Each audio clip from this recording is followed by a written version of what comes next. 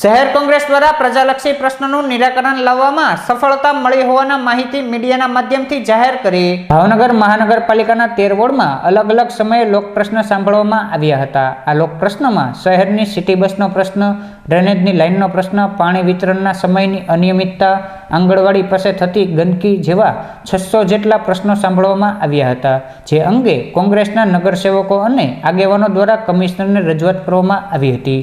જે પ્રશ્નનું નિરાકરણ અંગે મળેલ ખાતરી બાદ શહેર કોંગ્રેસના પ્રમુખ હિતેશભાઈ વ્યાસ સહિતના આગેવાનોની ઉપસ્થિતિમાં પ્રજાલક્ષી પ્રશ્નોનું નિરાકરણ લાવવામાં મળેલી સફળતા અંગેનો મીડિયા સાથે વાર્તાલાપ કર્યો હતો। ઉપરાંત આવતા દિવસોમાં શહેરમાં કાયદો અને વ્યવસ્થાની કથળતી સ્થિતિને લઈ રેલી સહિતનું આયોજન કરવામાં આવ્યું હોવાનું મીડિયાને જણાવ્યું હતું। ભાવનગર શહેર કોંગ્રેસ મ્યુનિસિપલ વોર્ડ જે કુલ 13 છે એ બધા જ વોર્ડમાં અમે લોકો વચ્ચે જઈને જાહેર રસ્તા ઉપર ટેબલ નાખીને બેઠા, લોકોના પ્રશ્નો સાંભળ્યા। અમને કુલ 640 જેટલા લોક પ્રશ્નો મળ્યા, લોકોની સમસ્યાઓ જાણી અને એમ લાગ્યું કે મુખ્યત્વે લાંબા ડિસ્ટન્સવાળા લોકોને ટ્રાન્સપોર્ટેશનનો બહુ જ મોટો પ્રોબ્લેમ છે। આ ઉપરાંત શહેરમાં પાણીની પણ બહુ જ અનિયમિતતા હતી। એક સમયે પાણી ન આવે, પૂરતું પાણી ન આવે, ઘણા બધા વિસ્તારોમાં ગટરનું પાણી અને પીવાનું પાણી મિક્સ થઈ જવાને કારણે રોગચાળો ખૂબ થતો હતો। આ બધી સમસ્યાઓ લઈને મ્યુનિસિપલ કોર્પોરેશનમાં ગઈકાલે મ્યુનિસિપલ કમિશનર સાહેબને અમારા બધા જ આગેવાનો સાથે મળ્યા। કમિશનરશ્રીએ અમારી રજૂઆતો સાંભળી, બધા જ પ્રશ્નો અમે ત્યાં રજૂ કર્યા છે, લગભગ 650 જેટલા, અને એમણે કીધું છે કે લાંબા અંતરની જે આપને ટ્રાન્સપોર્ટેશનનો પ્રોબ્લેમ સૌથી વધારે છે મધ્યમ વર્ગના અને ગરીબ વર્ગના બહેનો માટે ખાસ, જુલાઈ મહિના સુધીમાં નવું ઇન્ફ્રાસ્ટ્રક્ચર કરી અને બસ સર્વિસ ચાલુ કરી દેવામાં આવે છે કોર્પોરેશન મારફતે, કોર્પોરેશનની રીતે। આ ઉપરાંત નવી ઓવરહેડ ટેન્ક બની અને દરેક જગ્યાએ પાણી નિયમિત રીતે અને ચોક્કસ સમય મળશે, એ પણ પ્રશ્ન પૂરો થઈ જશે।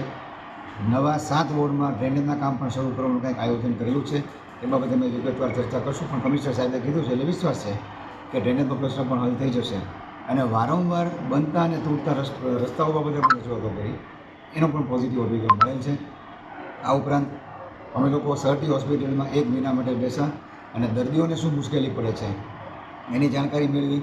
એ જાણકારી મેળવ્યા પછી સુપ્રિન્ટેન્ડન્ટ શ્રી હોસ્પિટલને અમે મળ્યા, શાહ સાહેબને રજૂઆત કરી।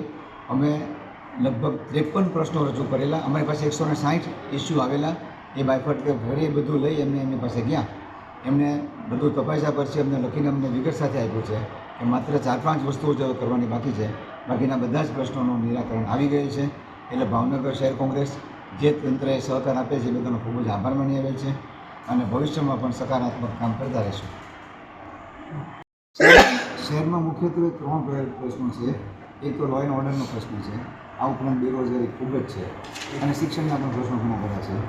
લો એન્ડ ઓર્ડરનો પ્રશ્ન તો હવે દરેક માણસોના ઘર સુધી આવી ગયો છે, એટલે અમે ભાવનગર બચાવો અભિયાન સાથે ભાવનગર શહેરમાં 25 તારીખે સાંજે એક રેલી કરશું અને આખા એક વર્ષ સુધી આ અભિયાન તળે અમે લોકોની વચ્ચે જઈ અને જ્યાં લો એન્ડ ઓર્ડરના પ્રશ્નો છે એ લોકો પાસેથી જાણશું।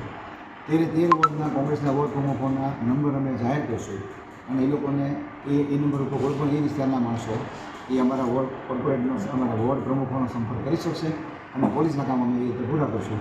આ ઉપરાંત અમે શહેરના નાના દુકાનદારો છે અને રોજમદારો છે એને સ્વાવલંબી બને, એમને વધારે વ્યવસાય મળે, એટલે શહેર કોંગ્રેસના તમામ આગેવાનો, કાર્યકરો, પરિવારો, બહેનો, ભાઈઓ બધાએ ભાવનગર શહેરમાંથી 1 વર્ષ માટે તમામ ખરીદીઓ કરશું, એવું અમે આ 25 તારીખે સંકલ્પ કરવાના છે રેલી માટે।